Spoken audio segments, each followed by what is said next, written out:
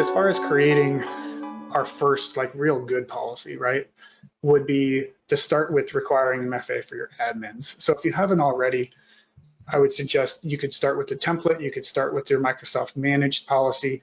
By default, those are going to tag those first 14 default directory roles. And if you were paying super close attention and took really good notes in Scott's section, you might identify that the 4 roles on the right-hand side, those are not included by default. So I wanted to do this for 2 reasons, where some of these highly privileged roles are not going to be in your MFA for admins if you're using roles to target them. Certainly if you're just following the default configurations for that.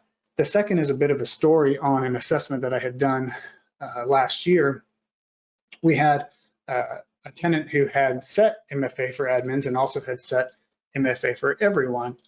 However, their everyone was targeting only synchronized accounts, so accounts that had come from their on-prem environment, so your typical user accounts. They were also following kind of our best practice for using cloud-only accounts for administration, but unfortunately, they were only targeting these 14 roles, and they had left several of their administrators to not be required for any sort of MFA whatsoever.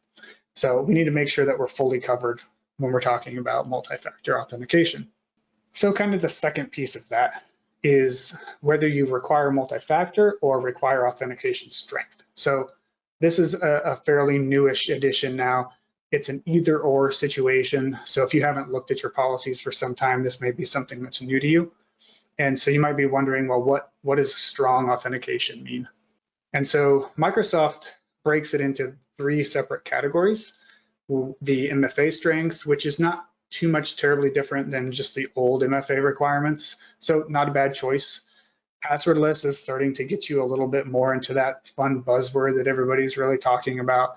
And then phishing resistant even gets you further along the lines to improve upon your MFA.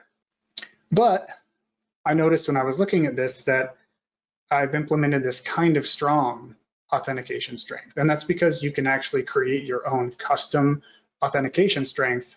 And you can do that. And I honestly learned about that while I was putting this together. So I've been around, I learn something new every day, and I'm glad I can. So hopefully I can share something new and cool with you all today too.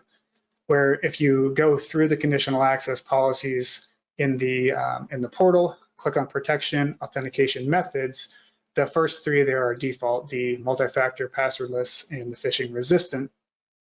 You can click on the new authentication strength, and then you can select specifically the preferred authentication combinations that you want to see.